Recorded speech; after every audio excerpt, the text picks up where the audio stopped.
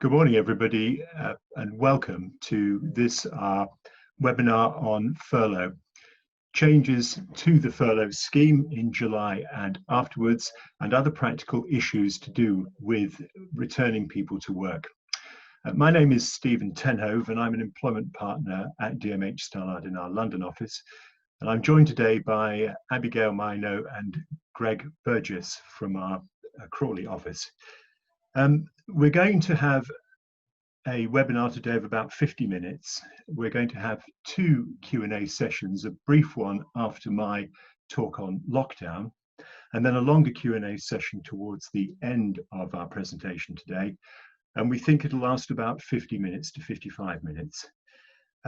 We hope to answer all of your questions today, but if we're unable to do so, we will return to them after the webinar and answer them separately. Also, to keep interest up, we're going to have two polls during our webinar because we're interested in your experience in the furloughing process and the problems that you have suffered from during it. If you wish to use the polling, if you wish to take part in the poll, could you please, you will have no difficulty doing so on the PC, but you may find that on the iPhone you have to scroll down in order to take part in the poll. We also have further webinars to come, which I will give you details of a little bit later on. But I think we should now start, and so we'll begin with my slides, returning to work after furlough. I thought I'd begin by reminding everybody of the way in which the CJRS has operated to date.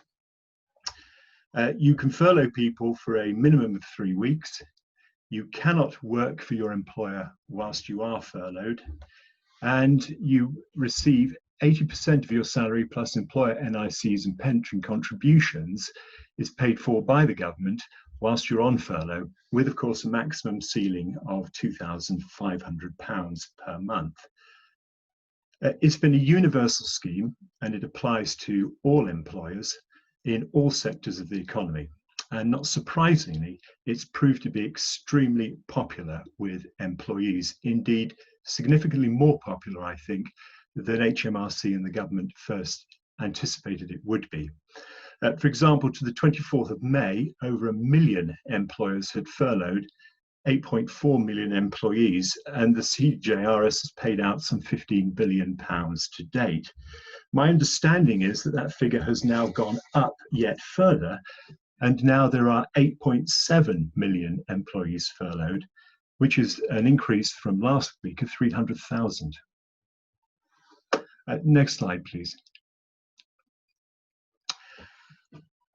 The Chancellor has suggested that there are very significant changes to the scheme from August the 1st.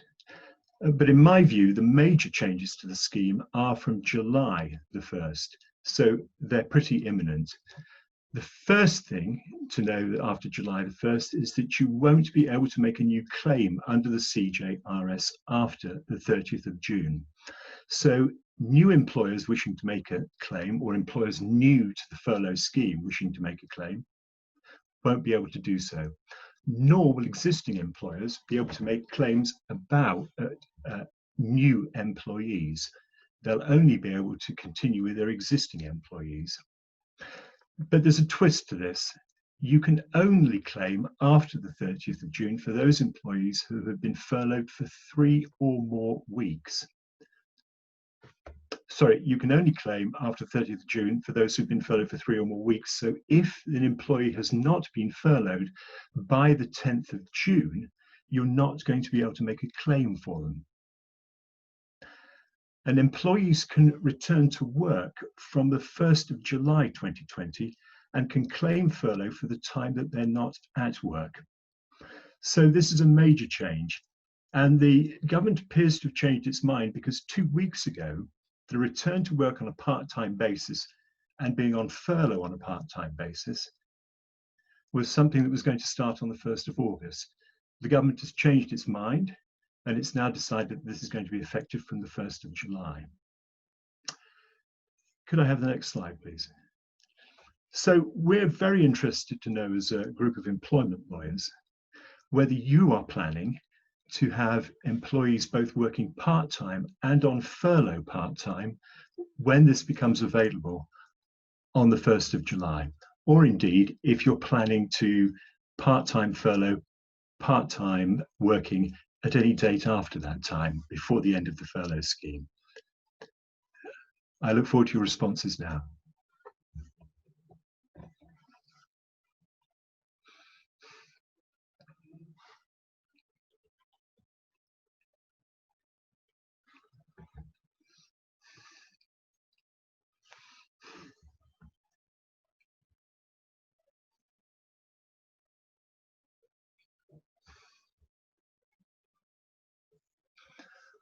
Oh, that's very interesting. I have it's almost exactly, it's very evenly balanced. Yes, 43%, no, 23%, unsure, 34%. It's certainly a much higher number of people who are saying yes to the part-time process than I anticipated. And I'd be interested in what Greg and Abby think a little bit later on. Thank you, that's very interesting. Next slide, please. So how is the furlough scheme going to change after the 1st of August 2020? The government is reducing its support gradually over the 3-month period. In August, employers will have to pay employer NIC and pension contributions on the furlough payments that they receive from the government. In September 2020, employers will have to pay what they paid in August, NIC and pension contributions on furlough payments, but they'll also have to pay 10% of the furlough cost, which means that the furlough grant will be capped at £2,187.50.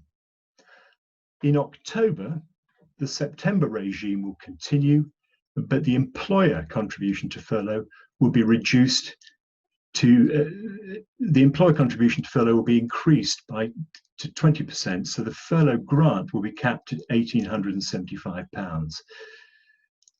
So how is this going to work in practice? If we could have the next slide, I will give you a very simple example.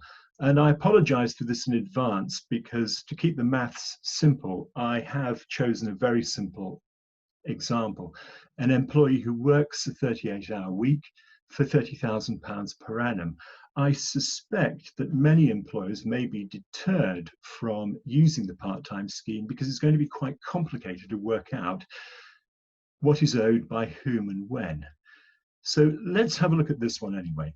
The employee works a 38-hour week for £30,000 per annum. He returns to work for 19 hours a week. Now, I calculate that in August 2020, he'll receive £1,250 salary. He will get a furlough contribution from the CJRS of £1,000, but you as the employer will have to pay NIC plus pension on both those figures. Then in September 2020, you'll have to pay the £1,250 salary. The employee will also get the £900 CJRS payment, but the employer will pay NIC and pension plus a £100 furlough contribution. In October 2020, the employee will receive the £1,250 salary plus £800 CJRS payment, plus tax, plus national insurance on those two figures, plus a £200 furlough contribution. So that's a fairly complicated set of calculations to make. We don't know how this is going to work in detail because the government guidance won't be published until next week, as we'll see on the next slide. But here are a few details of how it might work. Could I have the next slide, please? The periods of work must be for at least a week. This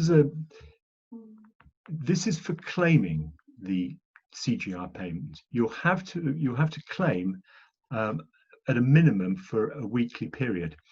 And this gives a degree of flexibility to your claims for furlough from the government, because what you're not going to be able to do is to claim across months. You're going to have to claim within the months of August, September, and October. Otherwise, the HMRC thinks that the claims are going to be too complicated to process, but they will allow you to make claims on a weekly basis if necessary. So this may be helpful if people are coming back on shift patterns and don't have normal hours of work from week to week. The scheme will be entirely flexible. You can have somebody back for an hour and they can spend their other 37 hours, to use my example, on furlough, or they can come back for 37 hours and have 1 hour on furlough. And I understand that the hours can fluctuate from week to week as well. As I said, the CJRS claims can't be made across different months. And note, the CJRS claim that the payments will be made against normal hours only. So when you make your application to HMRC, you're going to have to set out what the normal hours are that the individual works, how much time they're now working, and how much time they're on furlough. You're not going to be able to take an employee who does 38 hours, pretend that they do 48 hours, recover 10 on furlough, and have them working for you for the other 38 hours. That moves neatly on to the next point, which is the employer must agree any new work and furlough with the employees and confirm that agreement in writing. So quite similar to the current regime. But I think this is common sense anyway. If the employer is bringing somebody back into the workplace, but is not offering them full-time employment, I would suggest that that's a variation to the individual's contract of employment, and they will need to confirm and agree that variation with their employee. The same piece of paper can then be used as evidence of the agreement that you've got for the purposes of making the furlough application. And as I said, you can see very much here that the devil is in the detail. Further guidance on the way in which furlough will operate between August and October is expected on the 12th of June 2020. My experience is that the HMRC is already updating its press releases. I may have missed something, but I don't think that the current press release, which is available online, is in exactly the same form as the press release that was issued on Friday of last week. So I think they're changing things all the time, but the real detail will be available to us at the end of next week. So next slide, please. The missing bits. Apart from detailed guidance, the really important missing bit, I think, is what will happen after the 31st of October 2020. We're not sure. In the government press releases, it suggests very much that furlough will come to an end on the 31st of October 2020, but in the guidance at the moment, I can find nothing definitive that suggests that that is going to happen. So the government may be keeping its options open to provide a further furlough, perhaps to individual industries. As I said at the beginning, it's currently universal. It may do that, or it may water down the furlough provision still further and make the employer contribution much higher. We wait to see, and it may be that by the end of next week, it'll be clear that the furlough scheme will indeed be coming to an end on the 31st of October. And that's my brief whistle-stop introduction to it. As I said at the beginning, we'll have a few questions now before then moving on to Greg and Abby's presentation on the much more complicated issue, in my opinion, of how to get your employees back to work and what happens if they don't wish to come back to work. So, Greg, do we have any Q&As at the moment? Yes, Stephen, thank you, and good morning, everybody. Just going to pick out a couple of questions now. I've got a question. If I've agreed a pay cut with my non-furloughed staff to the end of June, do I need their agreement to an extension of this? That's, Greg, that's non-furloughed staff who have had a pay cut to the end of June. Correct. Yes, you do, because you have done the right thing in varying their contract of employment with them so that their pay is reduced to the 30th of June, but that is all you've agreed. If you wish to extend that period of pay cut further, you're going to have to agree a further extension of the pay cut, and it would be enormously sensible to do it in writing and you probably have a contractual obligation to put the variation in writing. My experience at the moment, very briefly, is that those employers who are seeking to extend pay cuts are finding a little bit more resistance to it than the ones who, than when they had a pay cut for a very limited period of time. Okay, thank you, Steve. And also on pay cuts, this is for people coming back from furlough. So if I want to reduce an employee's pay to 80% of normal pay when they come back from furlough, how do I go about doing that? That's a good question. I think that you're going to have to do what you did when furlough originally happened. If you're bringing back someone from furlough and you're going to have to enter into a written agreement with them and say to them that their pay on their return is going to be reduced. And again, you go through the same process as you would do with an employee who has continued to work for you and is having a pay cut. I think also that if you're going to bring someone back part-time on 80% pay, and they're going to remain part-time on furlough, as we've already seen, you're going to have to record what the furlough arrangement is going to be, because it's no longer full-time. And I think you should take the opportunity at the same time to confirm what the new arrangements are contractually when they're working for you back at work itself. Okay, thanks, Stephen. Thanks for that. And please do keep your questions coming in. We've got over a dozen questions which we haven't answered. So as Stephen said at the beginning, we will come back at the end if we have time to some of those questions. And if we don't have time, we will deal with those questions after the webinar. But now we move to the second half of the presentation, which is where Abby and I are going to look at what many employers are doing in relation to their plans to get their staff back to work. So Abby, over to you.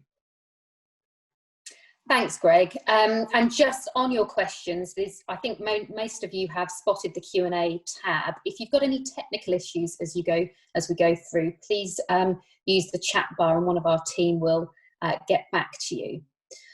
So for those of you who may have seen our recent webinar on managing disciplinaries remotely, Simon Bellum touched on some of the practical issues around health and safety concerns at the end of that session. And it's something that we've had some feedback on that people wanted a bit more information about. So I'm going to look a little bit more closely in this section on some of the health and safety obligations relevant to a return to the workplace and some of the potential claims to be aware of in relation to health and safety. And Greg's then going to look at some of the guidance the government has published and implementing that guidance before we come back and answer some of your questions. Health and safety, I think we're all aware of as relevant in the employment relationship. But I think now more than ever, it's coming to the forefront of employer and crucially employees' minds. So it's really something that's in the press a lot and something that's attracting a lot of attention. As a brief overview on the slide, there are certain key areas from which health and safety obligations cross into employment law. So there's a common law duty for employers to provide a safe system of work and an implied duty in employment contracts, implied term in employment contracts that an employer will take reasonable care of the health and safety of their employees. And secondly, employers have a statutory obligation to provide safe systems of work. So primarily, the Health and Safety at Work Act governs this, and under that, an employer has a general duty to ensure, insofar as reasonably practicable, the health, safety and welfare of all of its employees. And why is this important for businesses? Well, the Health and Safety Executive have wide-reaching powers. They are recruiting more at the moment in terms of getting people back to work and providing safe systems of work as we start to move back to the workplace. And as well as fines, sanctions and reputational risks, individual directors and managers of companies can be held criminally responsible for health and safety offences if the organisation itself has been found guilty of a health and safety offence and the offence was committed with the consent or the connivance or attributable to any neglect on behalf of the director or manager. So the stakes are high in respect of health and safety failures. There are also other statutory provisions, such as the personal protective equipment regulations, that may be relevant to certain industries and may be something that employees raise with you, regardless of the industry, in terms of providing equipment, protective equipment, when they go back to the workplace. And it's important to remember that statutory obligations, as well as your common law duties to ensure the health and safety of employees, they're non-delegable duties. That means it's for you as an employer to assess the potential risks and appropriate measures to mitigate those risks. You may have a workforce desperate to come back to the office, or who say to you they're willing to assume any risk with a return to work. But regardless of the attitude of the individual employees, it's ultimately the employer who must review and make the decisions on whether it's safe, as it's their responsibility. There's also supporting guidance, as I've put there on the slide, that's been issued by the government in response to reopening workplaces safely, and a number of sector-specific guidance that has been published. And Greg will be looking at this in more detail shortly. These are going to need to be looked at by employers very carefully as part of planning for a return to the workplace, and they will be really important in demonstrating that employers are providing a safe system of work for their employees as part of that return to work. Moving on, I wanted to get a sense from the audience watching as to whether you've had any employees currently reluctant to return to work because of health and safety concerns arising from COVID-19. So we've got a poll question there. I think the current pandemic has shone a light on health and safety in a way that perhaps it hasn't been before, and certainly it's a question we're getting a lot more as a team from our clients in terms of what are the consequences, what can we do if people are reluctant to return to work. So we'll just wait for those numbers to come in.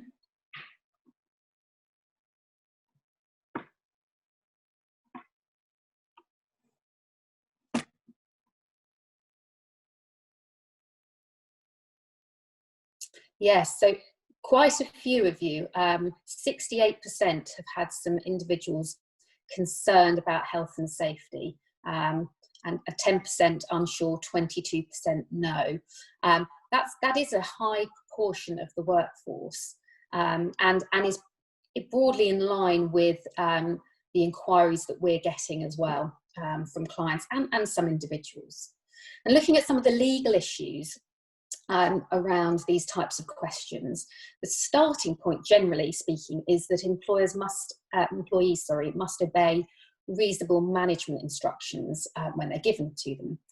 However, under Section 44 of the Employment Rights Act, which may have been a little known provision before now, but it's time to shine, an employee has a right not to be subjected to any detriment by his employer in circumstances of danger which he reasonably believed to be serious and imminent if he leaves or proposes to leave, or while a danger persisted, refuses to return to his place of work.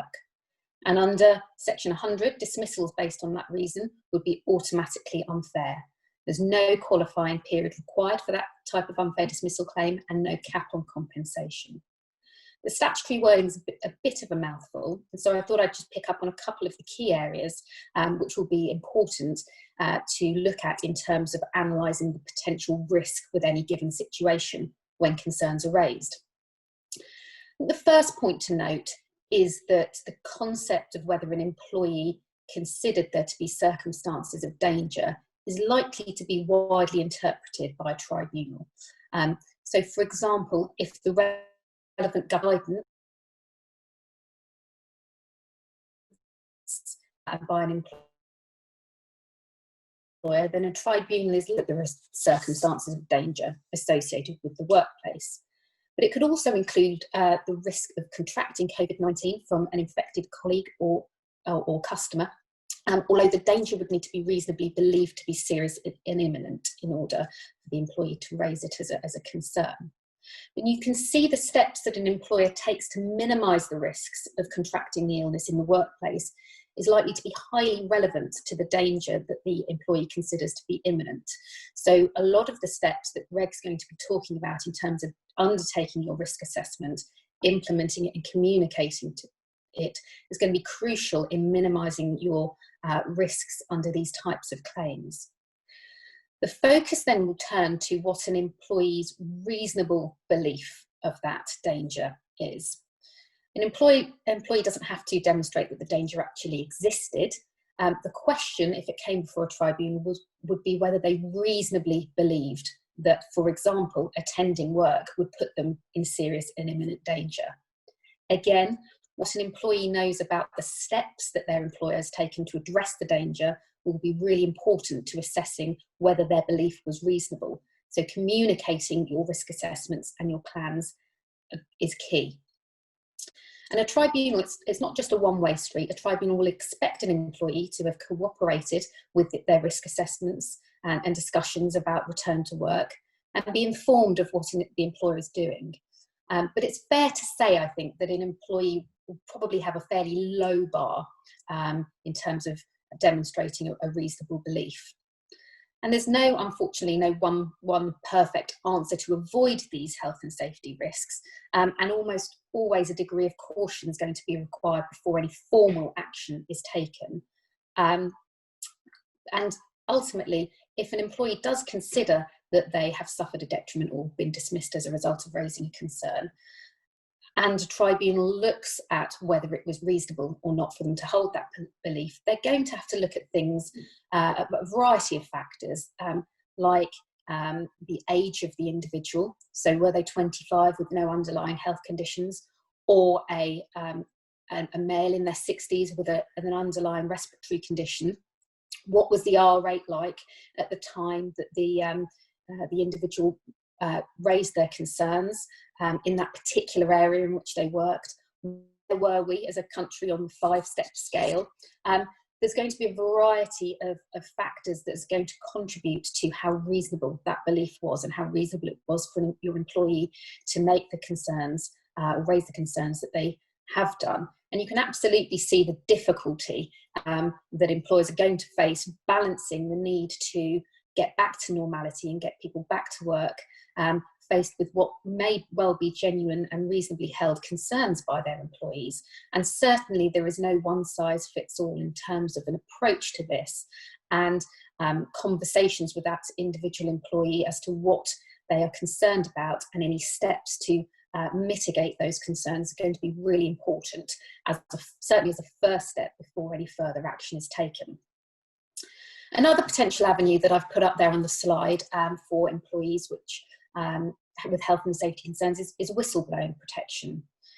An employee will be regarded as automatically unfairly dismissed if the reason or principal reason that they for their dismissal is the fact that they've made a protected disclosure, and they have a right not to be subjected to any detriment on the ground that they've made a protected disclosure. As with the health and safety dismissals for on the grounds of making a protected disclosure have no limit on compensation, and there's no qualifying service required. Whether an individual qualifies for protection depends on satisfying the statutory steps, and I'll just briefly go through those. Firstly, have they made a qualifying disclosure? And there are a number of requirements for that, for the disclosure to be qualifying. So there must have been a disclosure of information rather than a threat of anything. The information must relate to one of the 6 types of relevant failure, and here breaches of health and safety obligations or a danger to health and safety would be one of the 6 types of relevant failure. The worker needs to have reasonable belief that the information they provide shows those failures and that the information is in the public interest.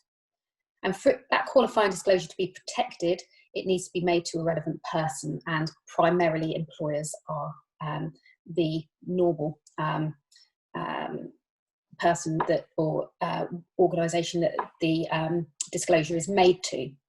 So you can see that the employment law aspects of health and safety considerations aren't entirely straightforward, and employers are going to need to carefully consider an employee's justification for not wanting to come back to work or undertake certain duties before taking any action. I'm now going to hand over to Greg to look at some of the government guidance in a bit more detail, and do keep your questions coming in. Just on questions, if you can make sure you continue to put them in the Q&A part rather than in the chat, that would be great. Thank you. Okay, so let's look at the government guidance then, and what we've got out of this pandemic is a large volume of documents from the government in a short space of time. The overarching approach the government is suggesting is focusing on 5 main steps to working safely. Certainly what we're seeing in practice is some of the advice we're giving clients is focusing on these 5 key steps. So let's just go through those steps. Firstly, carry out a COVID risk assessment. Well, that's what a lot of companies are already doing. And if you've got a health and safety team or a facilities team, and you'll probably be working with them to go through the risk assessment. Well, of course, not all businesses have the luxury of either health and safety expertise or facilities. So working through your risk assessment is challenging for some. One question we had yesterday, something I dealt with, was whether or not we have to get them to sign the risk assessment. Well, the answer to that is no.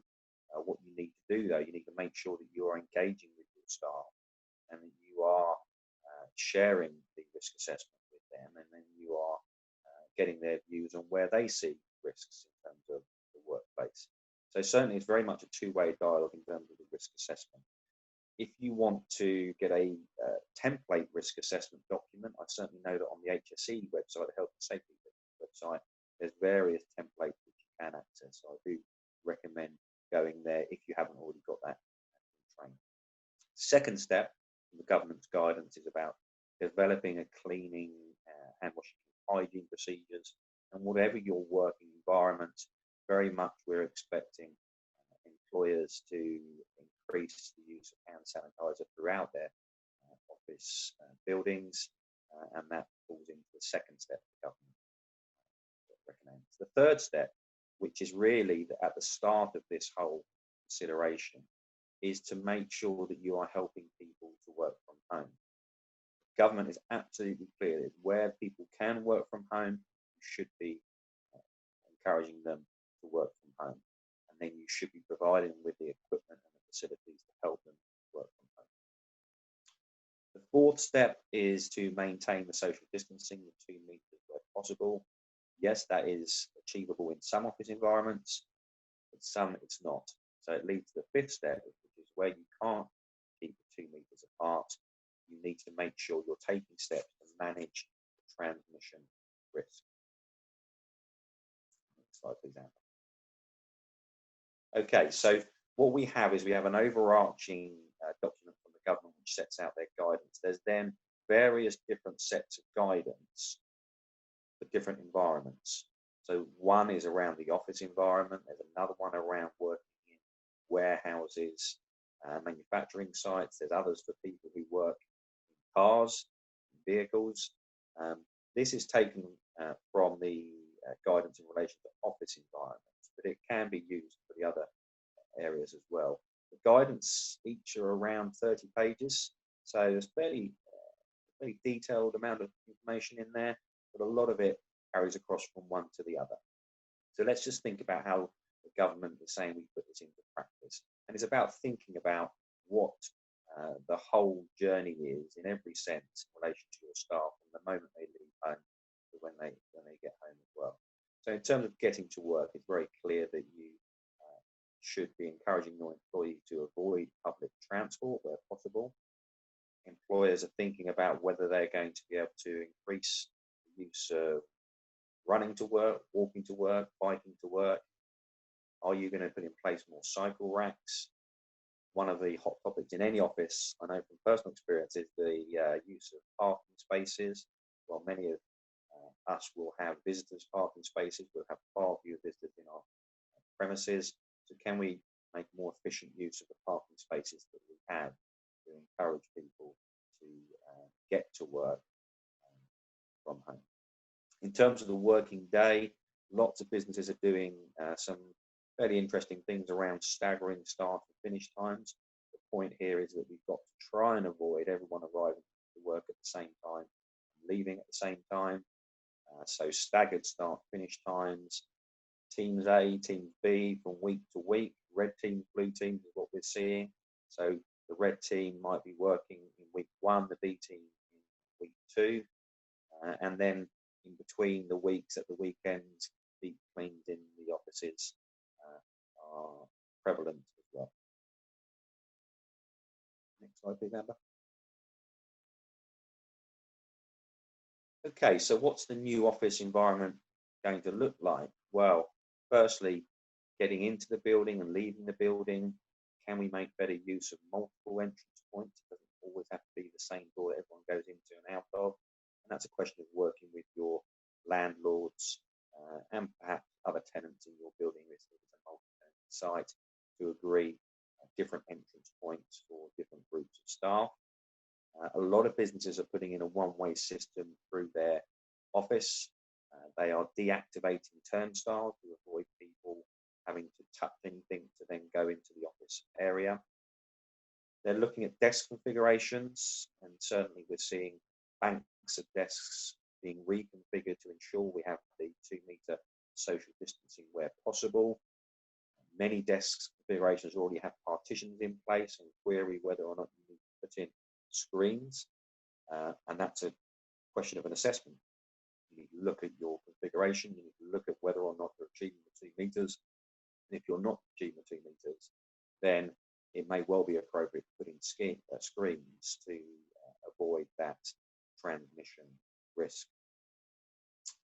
Think about photocopiers, people going to the photocopier and swiping in, touching to produce or scan their documents, put hand sanitizer by the multifunction devices, and hand sanitizer throughout the office. And this is not just for your employees, of course, it's for visitors to your offices. Next slide, please, Amber. Yeah, certainly a question which we're seeing come up frequently is around PPE and face covering. So let's just take you through what the government guidance says. The position is this, is that if you have to provide PPE for your staff already, well, you'll carry on doing that. There'll be genuine and legitimate health and safety reasons for doing that.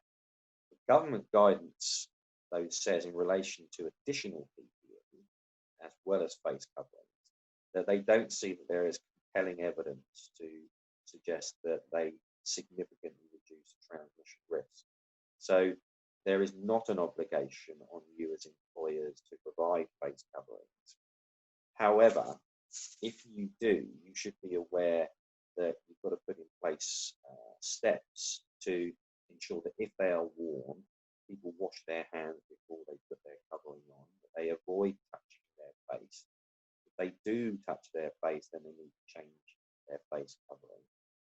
And also if it becomes down, and that they must follow the manufacturer's guidelines. So if you are going to allow your staff to wear those coverings, you've got to make sure that when you're communicating with your staff around the office rules in the new world, that they follow those guidelines in relation to their own face coverings. Meetings, well, gone will be the days for many months of us all getting into work and having a team meeting in a small office area at the beginning or the end of the day.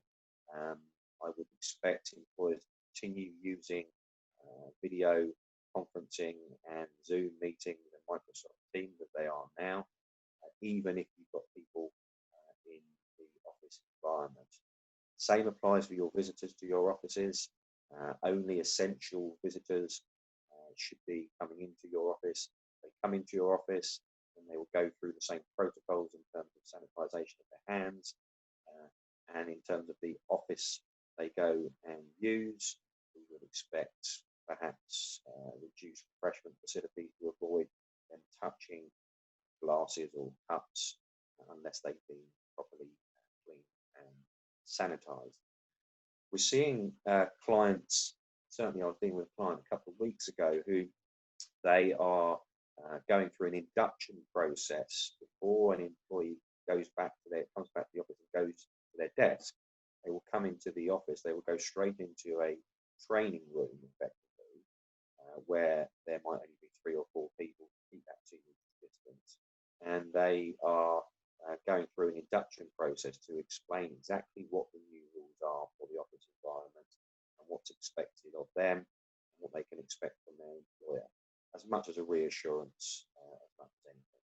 So sensible, prudent steps, nothing dramatically surprising, I think, in terms of the government guidance, but just make sure you take yourself through the guidance that is all available on the government website as you plan to allow your staff to go.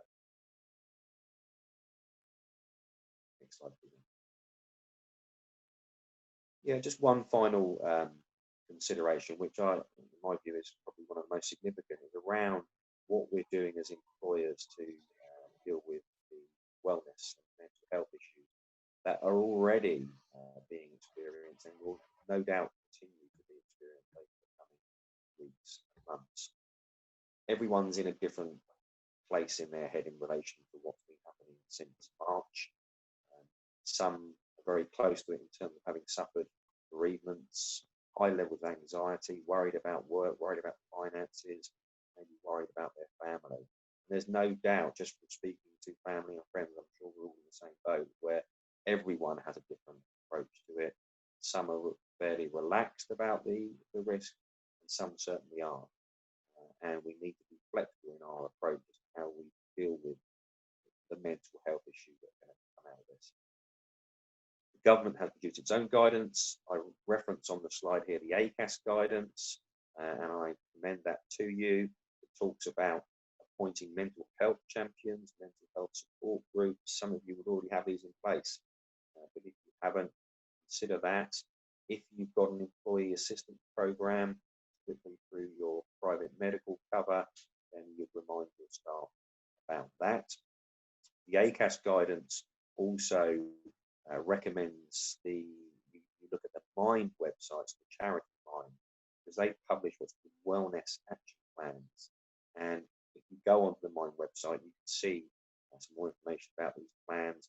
You can even get a template, and there's a template which you can give to your employees to invite them to answer, I think it's 10 or 11 questions, to give you a feel for what concerns your employees have about their mental health. So it includes questions such as, are there any situations at work that can trigger poor mental health for you? Are there any early warning signs that we might notice when you are starting to experience poor mental health? What support could we put in place to minimize triggers?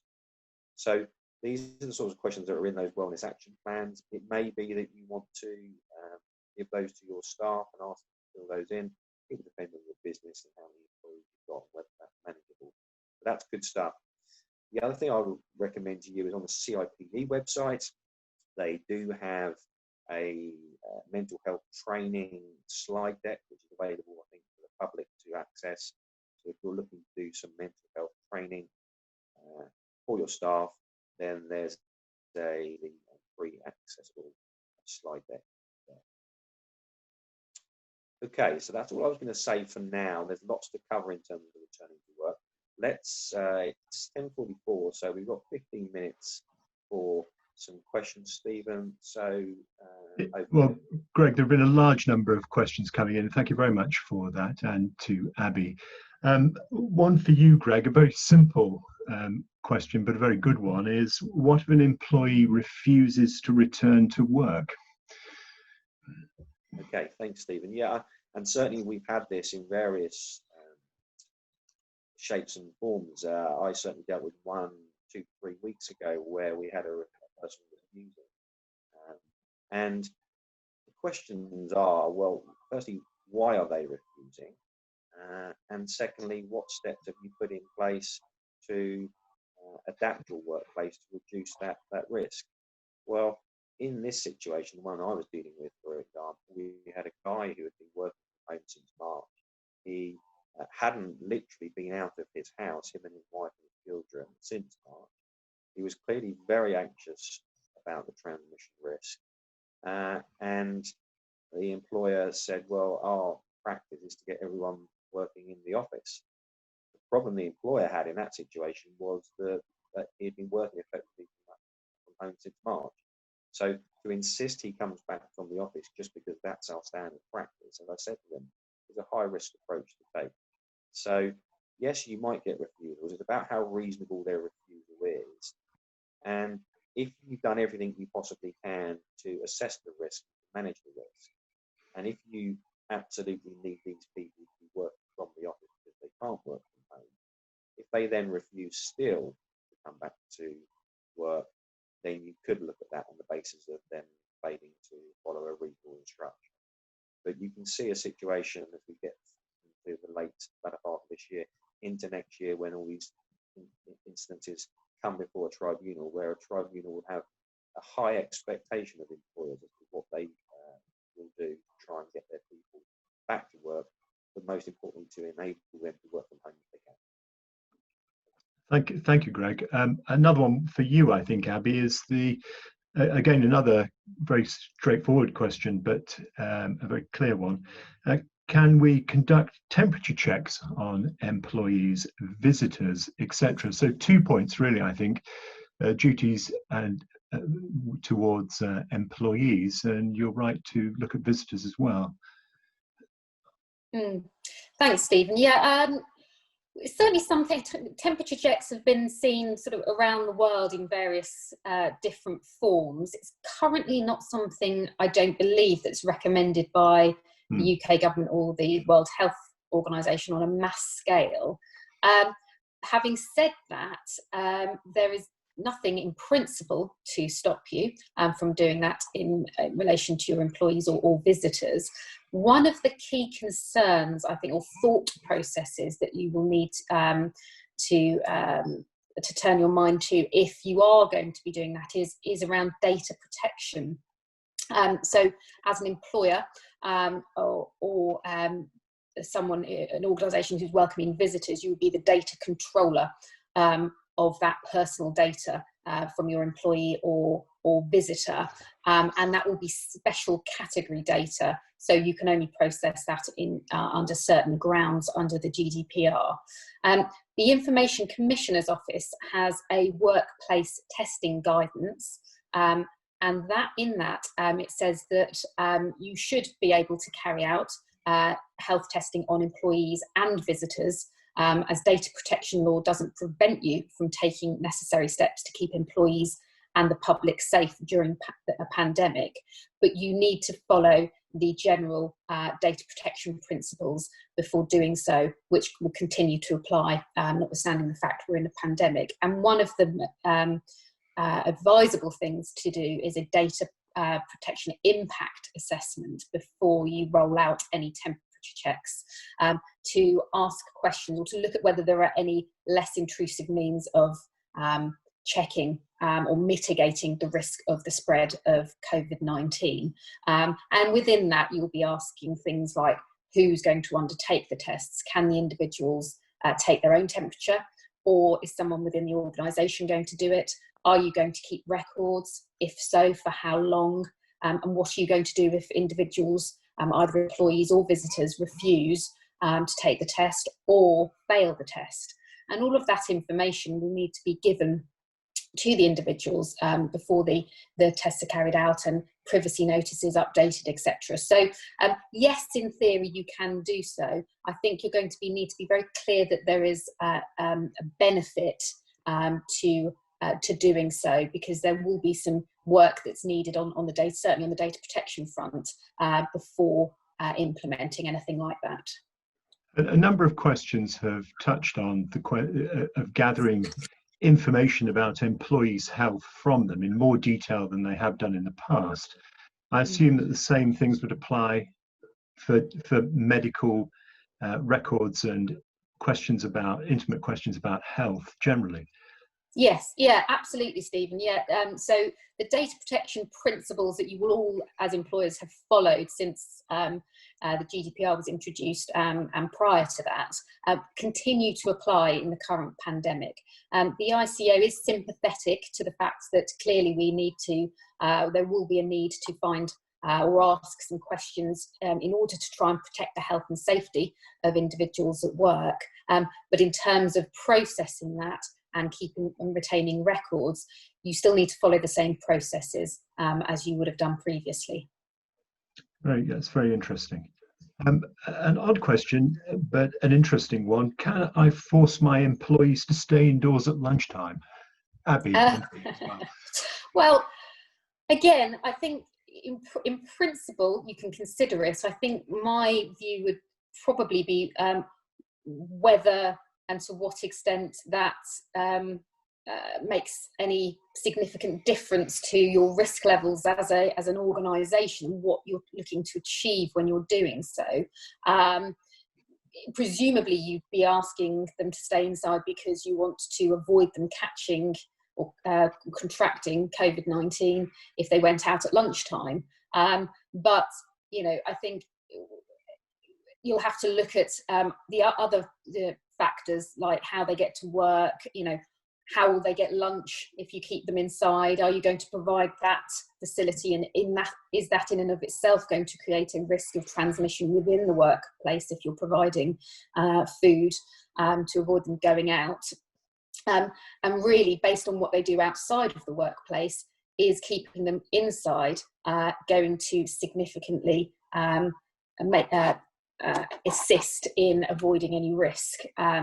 And also, there is an importance to taking a break from work.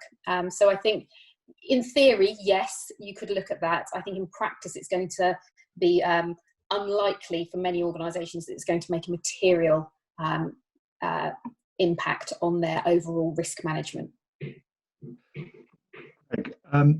Interesting question from someone. Is it appropriate to allow people to work from the office under current guidance if they're technically able to work from home, but are struggling due to personal issues such as family and mental health? So in other words, they wish to come back to work, but they appear to be struggling. Shall I take that one, Stephen? Yes. Yeah, I mean, the first question is, are they able to work from home? Answer in that situation is yes.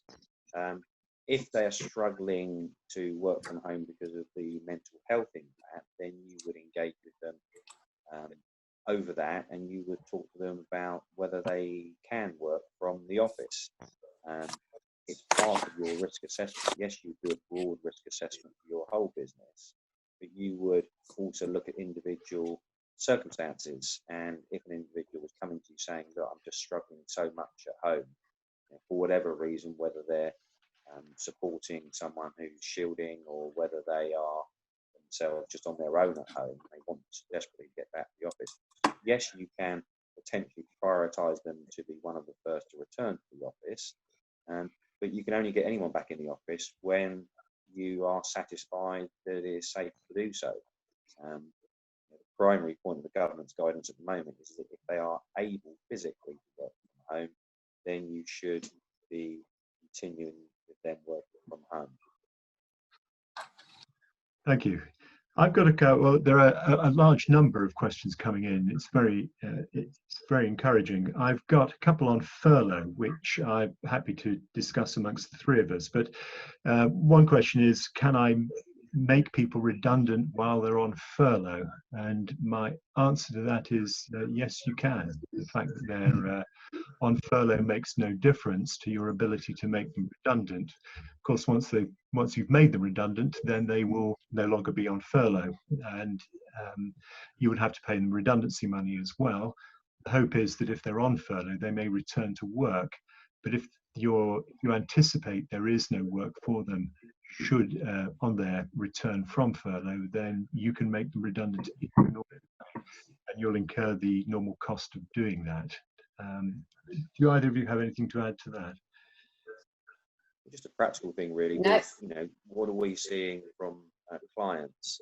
We're seeing two main areas of advice. One is around this whole point about returning to work, and the second is about redundancies and different approaches to redundancies.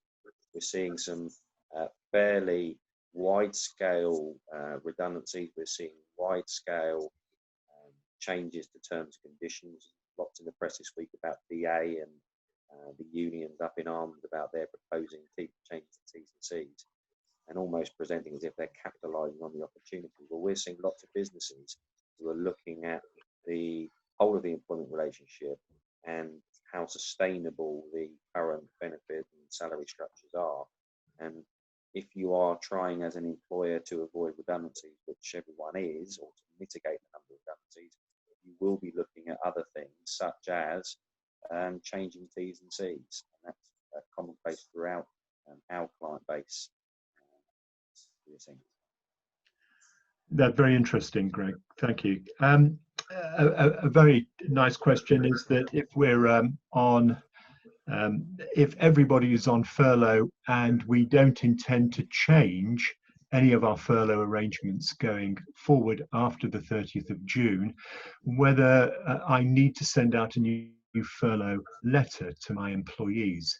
And I think the answer to that is it depends what your original letter says. If your original letter says that you were going to place people on furlough until the 30th of June, and you now plan to have them on furlough for a longer period of time, it would be sensible to write an updated letter to your staff simply to say that that's what you're going to do.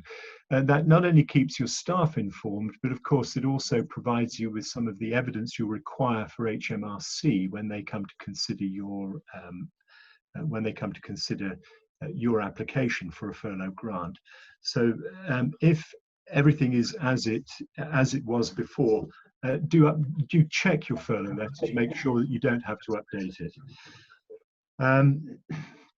I've had a number of questions about people who are currently on furlough either and have come back temporarily and who are thinking of going back on furlough later, and whether they can take part in the furlough scheme from the 1st of July, even though they have not been on furlough between the 10th of June and the 30th of June.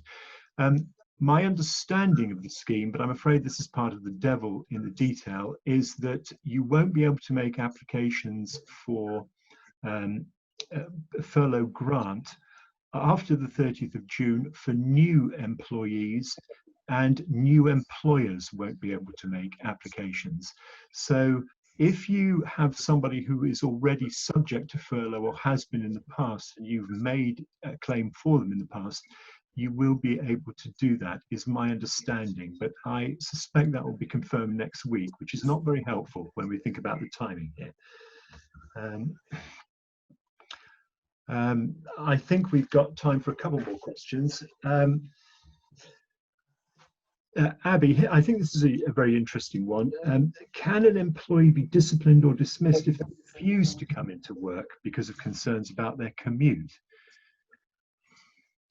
Yes, that is an interesting one. And I think depending on where people are in the country, that is more of a concern for them than the actual workplace itself.